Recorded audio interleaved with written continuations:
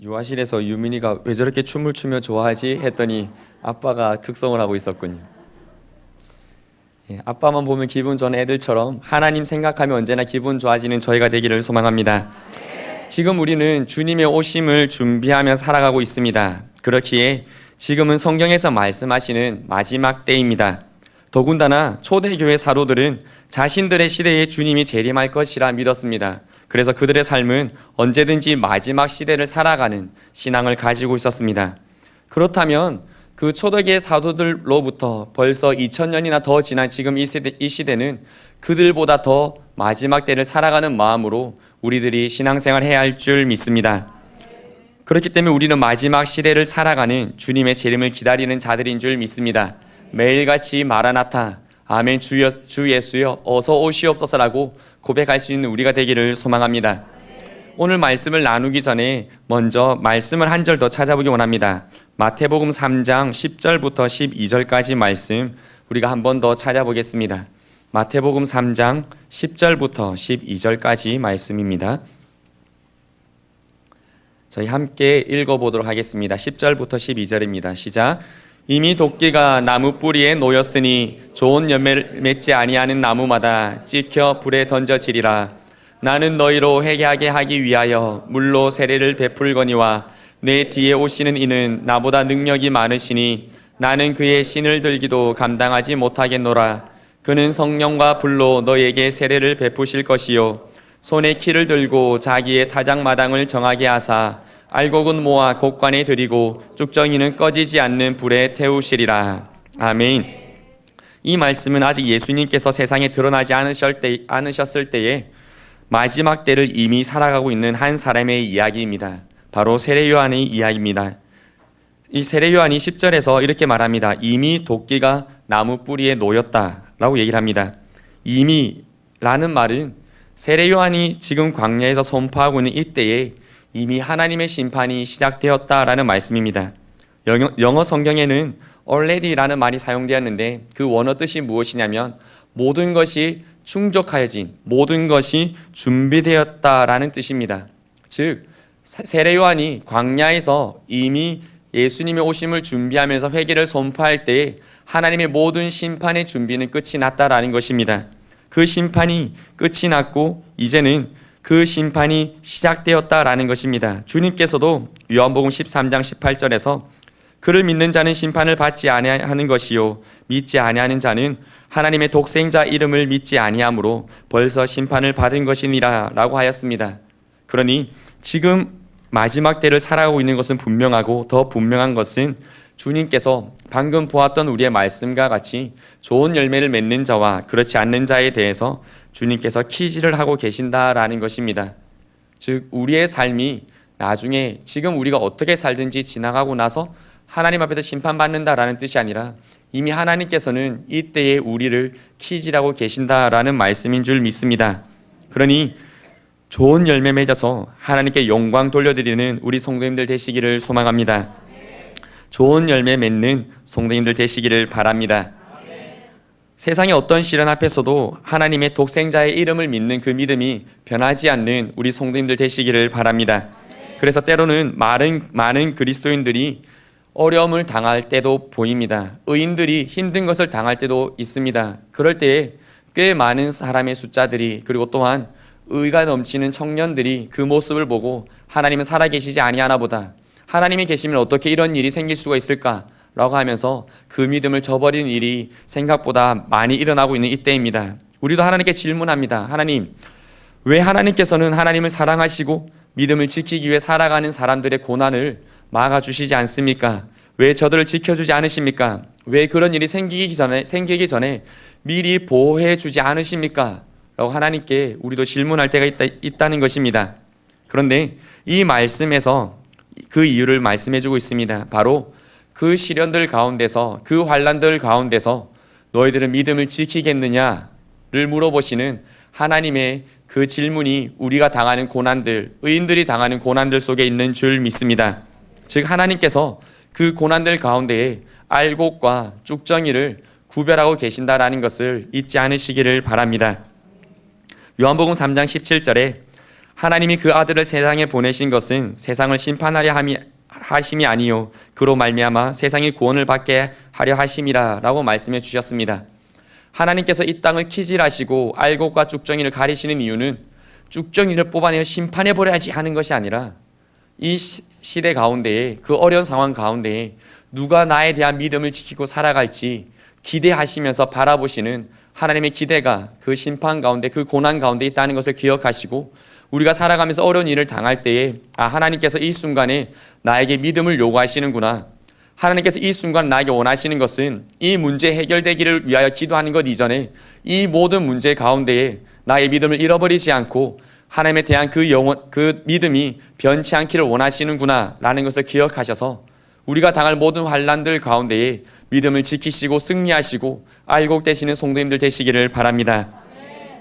오늘 우리가 함께 읽었던 오늘 본 말씀에서 역시 마지막 때에 알곡과 가라지를 구별하는 이야기입니다. 그 이야기는 이렇습니다. 한 사람이 자신의 밭에 좋은 씨를 뿌립니다. 그런데 사람들이 자는 도중에 원수가 와서 그 밭에 가라지를 더 뿌려버립니다. 그래서 좋은 씨와 가라지가 한 밭에서 함께 자라게 되는 상황이 발생해 버렸습니다.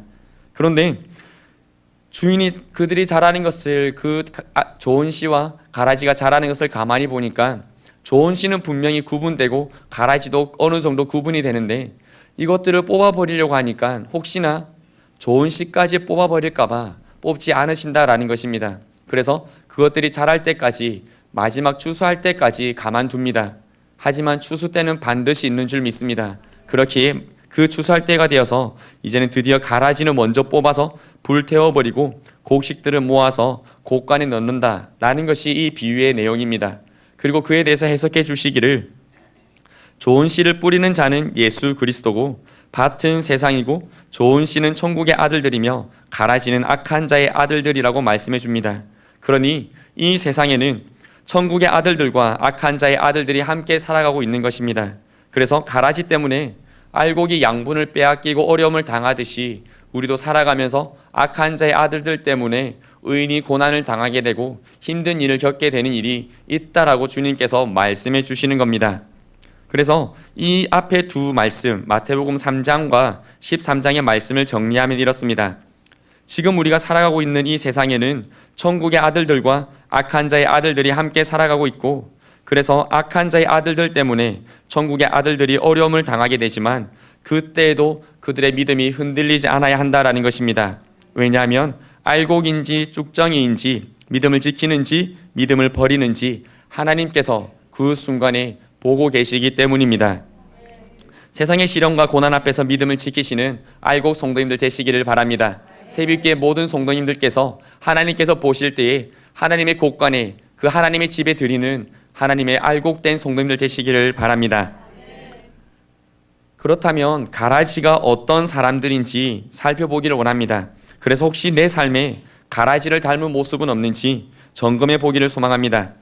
주님께서 오늘 가라지 비유를 설명하시면서 감사하게도 가라지가 어떤 자인지 악한 자의 아들들의 모습이 어떤 자들인지 말씀해 줍니다. 우리 다시 마태복음 13장으로 가서 41절을 함께 읽어보기 원합니다.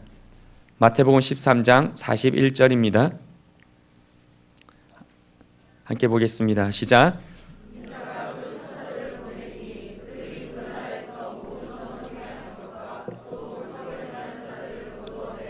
아멘. 여기에서 악한 자의 아들들의 두 가지 모습이 나옵니다. 한 가지는 모든 넘어지게 하는 자이고 또 한 가지는 불법을 행하는 자입니다. 그러면 넘어지게 하는 자가 어떤 모습인지 한번 보기 원합니다. 마태복음 16장에 보면 주님께서 베드로를 아주 강하게 질책하시는 모습이 있습니다. 그때 주님께서 베드로에게 넘어지게 한다라는 말씀을 하셨습니다. 바로 마태복음 16장 23절에 주님의 그 십자가의 길을 가로막았던 베드로에게 주님께서 이제 고난 당하야 함을 말씀하셨을 때 베드로가 주님을 부여잡고 흔들면서 주님, 결코 그런 일이 주님께 일어나지 않을 것입니다. 주님께 결코 그런 일이 일어나지 않도록 우리가 하겠습니다. 라고 했을 때에 주님께서 베드로에게 이렇게 말씀하십니다. 사단아, 내 뒤로 물러가라. 네가 나를 넘어지게 하는구나. 라고 말씀을 하십니다. 그러면서 또 한 가지 말씀해 주는 것이 내가 하나님의 일을 생각하지 않고 오히려 사람의 일을 생각하는구나 라고 말씀하십니다. 여기서 우리는 넘어지게 하는 자의 첫 번째 특징을 알 수 있습니다. 그것이 무엇이냐면 사람의 일을 생각하는 모습입니다. 사랑하는 성도 여러분, 하루를 사시면서 하나님의 일을 생각하십니까? 아니면 사람의 일을 생각하셨습니까? 교회의 비전을 향해 달려갈 때에 하나님의 일을 생각하셨습니까? 아니면 사람의 일을 생각하셨습니까? 우리 스스로에게 진지하게 물어볼 수 있기를 원합니다. 우리가 만약에 사람의 일을 생각했다면 가라지를 닮은 자들일 것입니다. 하나님의 일보다 사람의 생각들과 내가 생각해왔던, 내가 경험했던 그러한 판단들과 계산들이 하나님의 계획과 하나님의 나가는 비전보다 앞섰다면, 그리고 그 하나님의 비전에 대해서 교회를 통하여서 그리고 지도자를 통하여서 주시는 그 비전에 대해서 이거는 되지 않을 거다. 우리 상황이 어떻게 2,000성도 말도 안 되는데 200명도 안 되는데 했다면 사람의 일을 먼저 생각한 것입니다. 사람의 일이란 즉 사람의 생각으로 이루어지는 것을 말하는 겁니다. 하나님의 일이란 하나님의 생각으로 이루어지는 것입니다. 하나님께서는 말씀만 하셔도 천지를 창조하실 수 있는 분이십니다. 그런데 우리는 말만 하면 문제만 생기게 됩니다. 그러니 우리가 무엇을 더 의지해야 되겠습니까? 무슨 일을 생각하며 살아야 되겠습니까? 하나님의 일을 생각하실 수 있는 새벽기의 성도님들 되시기를 바랍니다. 하나님의 일을 하심을 통해서 하나님의 알곡된 성도님들 되시기를 바랍니다. 또 한 가지 넘어지게 하는 자의 특징은 마태복음 18장 6절부터 7절에 나옵니다. 그 한 가지는 바로 실족게 한다라는 것입니다. 주님은 누군가를 실족시키는 것에 대해서 마태복음 18장 6절에 이렇게 말씀하십니다. 누구든지 나를 믿는 이 작은 자 중 하나를 실족하게 하면 차라리 연자 맷돌이 그 목에 달려서 깊은 바다에 빠뜨려지는 것이 나으니라. 이게 얼마나 무서운 말씀인지 우리 문화에서는 크게 이것이 다가오지 않을지 모르겠는데, 연자 맷돌을 목에 달고 깊은 바다에 빠뜨려지는 것이 낫다. 연자 맷돌을 목에 메고 깊은 바다에 빠뜨려지는 것이 어떤 건지 그 시대 문화를 보면 이건 정말 끔찍한 겁니다. 연자 맷돌을 매달아 바다에 빠뜨려 죽이는 것은 그때 당시의 사형법입니다. 사람을 죄를 지은 자를 죽일 때에 이렇게 하였는데, 그것은 유대인들의 사형 제도는 아니었습니다. 유대인들 가운데는 이런 법이 있지 않았는데 십자가형 또한 유대인들의 법이 아니었고, 이 연자맷돌을 목에 매달아서 바다에 빠뜨리는 것 또한 유대인의 법이 아니라 그때 고대 시리아, 로마, 마케도니아, 그리스에서 극악 죄를 지은 사람이나 신성 모욕죄나 반역죄를 범한 사람들을 사형시키는 방법이었습니다. 그런데 당시 갈릴리 지역에 로마가 통치하고 있었기 때문에 그들도 이 법이 그들에게 해당되는 것을 알고 있었습니다. 연자맷돌을 목에 매달아서 바다에 빠뜨리는 법이 있다는 것을, 그 사형 제도가 있다는 것을 그들 또한 알고 있었습니다. 그리고 또한 하나님께서 이스라엘 백성 유대인들에게 법을 제정해 주시고 하실 때에 십자가형에 죽은 자들은 하루가 지나고 나서 죽고 나서 무덤에 들어갈 수 있게 장사가 되었습니다. 예수님께서도 그래서 십자가에 달리셨을 때에 숨이 끊어지시고 나서 무덤에 들어가실 수 있었던 것입니다. 그런데 연자맷돌을 매달고 바다에 빠지는 자들은 무덤에도 들어갈 수 없는 자들이었습니다. 즉 그만큼 저주받은 자들이라는 겁니다. 십자가의 형보다 더 저주받은 죄가 연자맷돌을 목에 매달고 죽는 사형을 당하는 그런 죄였습니다. 그런데 주님께서 이것과 누군가를 실족시키는 것에 대해서 연결시키시면서 누군가를 실족시키는 것에 대해서 아주 엄하게 말씀하십니다. 그렇기 때문에 오늘 우리의 삶에 혹시나 내 말이, 내 눈빛이, 내 행동이 다른 사람을 실족시키는 건 아닌지 우리는 돌아보아야 할 줄 믿습니다. 물론 내 눈빛이 어떻게 그냥 내 표정이 그런데요 하실 수도 있습니다. 그냥 나는 무표정인데 너무나 주위에서 화내지 말라고 할 때도 있고, 나는 싱긋 웃었는데 어디 썩소야 할 때도 있습니다. 그런데 그 진심은 다르겠죠. 누군가를 실족시키는 것은 주님께서 보실 때에 그렇게 저주받는 사형의 제도보다 더 악하다는 것을 말씀해 주고 있는 것입니다. 실족시키지 않는 우리 성도님들 되시기를 바랍니다. 그리고 마태복음 24장 10절에서 실족시킴에 대해서 또 이렇게 말씀해 주십니다. 그때 많은 사람이 실족하게 되어 서로 잡아주고 서로 미워하겠으며 라고 말씀하십니다. 즉 내가 누군가를 실족시킴으로 인해서 나에게 증오를 품고 미워하는 사람이 마지막 때에 그리스도인들을 고발하고 죽게 되실 때에 그 사람이 도로 당신을 고발하게 될 것이고 실족시킨 당사자를 넘겨주게 될 것이다. 죽음에 넘겨주게 될 것이다 라는 것입니다. 즉 무엇이냐면 누군가를 실족시키는 것은 그 사람에게 증오가 되고 그 증오가 다시 우리에게로 돌아오게 될 것이다 라는 것입니다. 그러니 앞에 두 말씀을 정리해보면 내가 누군가를 실족하게 하면 첫 번째로 하나님의 저주와 심판을 받게 되며 두 번째로 실족당한 자의 미움과 증오가 내게로 돌아와서 나 또한 고난과 환난을 당하게 된다라는 것입니다. 그러니 우리의 말과 행동과 삶이 누군가를 실족시키는 가라지의 삶이 아니라 행여 실족당한 자를 위로하고 중보하고 다시 세워주실 수 있는 우리 새벽기의 성도님들 되시기를 바랍니다. 그 삶이 그리스도인들의 삶인 줄 믿습니다. 그리고 불법을 행하는 자의 모습에 대해서도 한번 살펴보겠습니다. 불법을 행한다는 것은 말 그대로 의를 행하지 않는 것을 말하는 것입니다. 진리를 따르지 않는 자들입니다. 그래서 주님은 누가복음 6장 46절에 너희는 나를 불러 주여 주여 하면서도 어찌하여 내가 말하는 것을 행하지 아니하느냐라고 말씀하셨습니다. 주님의 방식을 따르지 않고 세상의 방식을 따르는 자들에게 주님께서 하신 말씀입니다. 주님의 방식을 따르는 성도님들 되시기를 바랍니다. 세상의 방식은 세상이 바뀌어지면 새로운 방식을 찾아야 됩니다. 그렇기 때문에 우리가 아침에 만약에 운전을 하며 가는데 어저께는 파란불에 지나가라 했는데 오늘 법이 바뀌어서 빨간불에 지나가랍니다. 그런데 내일은 다시 법이 바뀌어서 다시 파란불에 지나가랍니다. 그렇다면 하루에 교통사고가 얼마나 많이 나겠습니까? 세상의 법이 그렇다라는 것입니다. 이러한 사람이 정권을 잡고 이러한 사람이 법을 만들면 그 법을 따라야 되고 그와 반대되는 사람이 다시금 권력을 잡으면 또 그 법을 따라야 하는 것이 이 세상입니다. 돈 많은 자들이 만드는 책정에 따라서 주식이 움직여지는데 이 주식을 따라가고 저 주식을 따라가다가 망하게 되는 것이 이 땅의 이치입니다. 그러니 주님께서는 끝까지 말씀해 주시기를 주님의 법을 따르라 말씀해 주시는 겁니다. 주님의 법을 따르시는 성도님들 되시기를 바랍니다.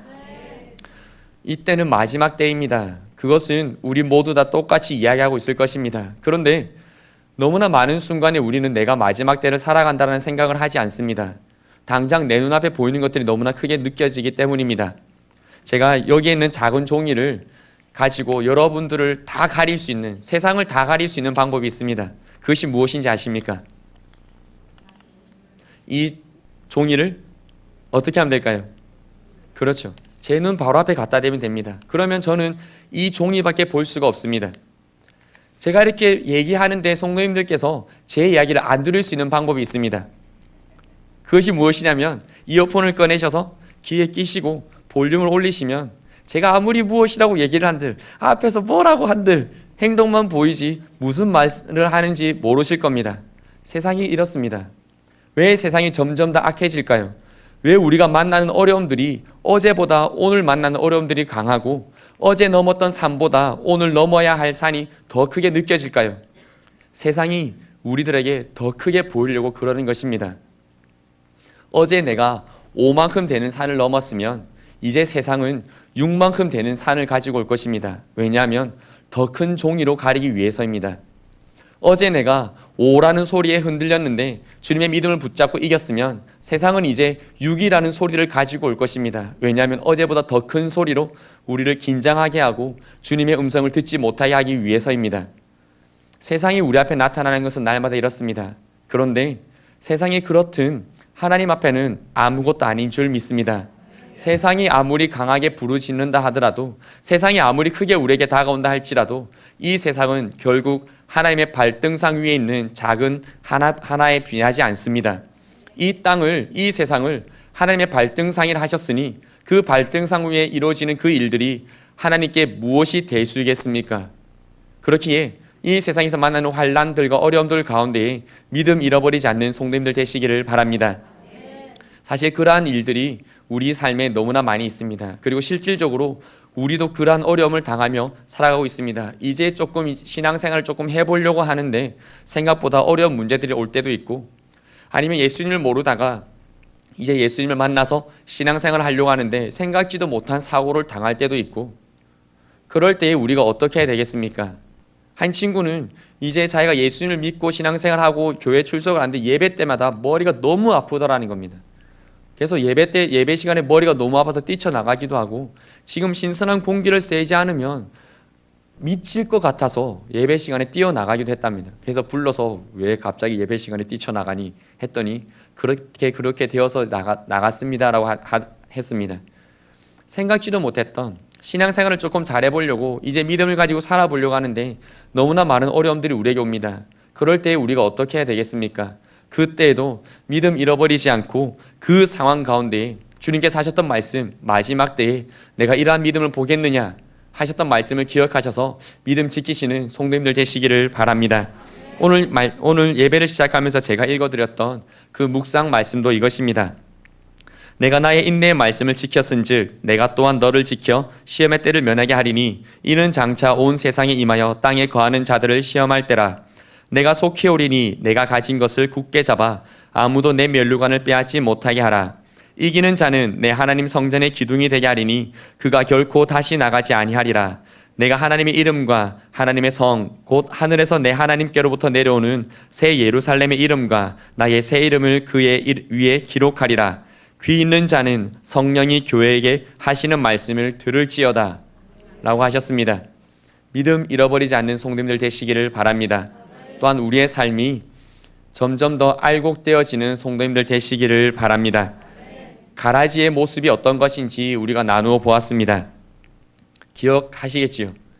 가라지의 두 가지 모습은 첫 번째로 모든 넘어지게 하는 자입니다. 그리고 또 한 가지는 불법을 행하게 하는 자입니다.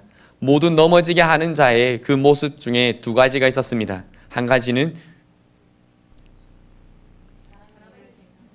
맞습니다. 하나님의 일을 생각하지 않고 사람의 일을 생각하는 모습입니다. 그리고 또 한 가지는 기억하시나요? 실족시키지 않는 것입니다. 이렇게 우리의 삶을 날마다 점검하면서 하나님의 알곡되어지는 우리 성도님들 되시기를 바랍니다. 하나님께서 원하시는 것입니다. 왜냐하면 우리가 그렇게 알곡되어져서 서로를 사랑하고 하나가 되어질 때에 세상은 우리 가운데 하나님의 살아계심을 보게 될 줄 믿습니다. 우리 시간에 옆에 분에게 이렇게 한번 고백했으면 좋겠습니다. 우리가 너무나 자주 하는 겁니다. 사랑합니다. 이렇게 한번 고백할까요?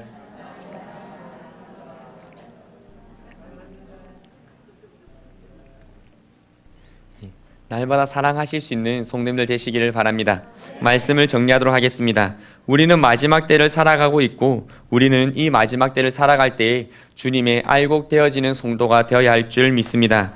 그리고 우리는 그 누구도 실족시키지 말아야 합니다. 그런데 주님께서도 그것이 얼마나 어려운 것인지 아셨습니다. 그래서 세상을 살아갈 때에 실족시키지 않을 수는 없으나, 그러니까 실족시킬 수는 있으나 실족시키는 자에게는 화가 있을 것이다 라고 말씀하셨습니다. 그러면 주님 어떻게 하라고요?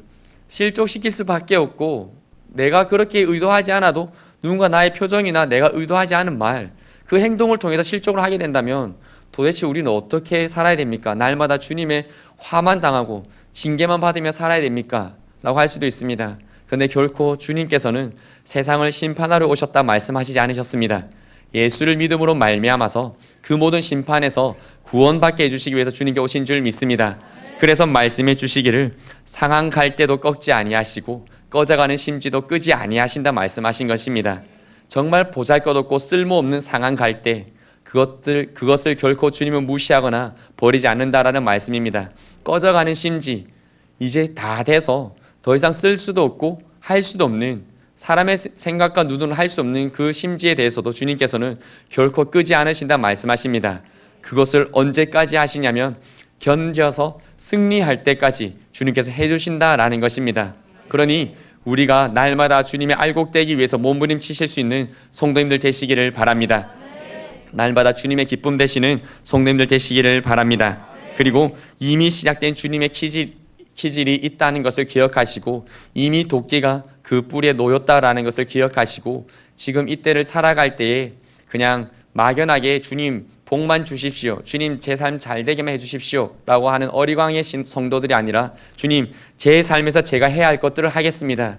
주님 제 삶에 맡겨주신 것들을 해나가겠습니다. 라고 하면서 주님 앞에 그 사랑을 고백하며 우리가 해야 될 의무와 하나님께 올려드릴 마땅한 영광을 올려드릴 수 있는 성도님들 되시기를 바랍니다. 함께 기도드리겠습니다.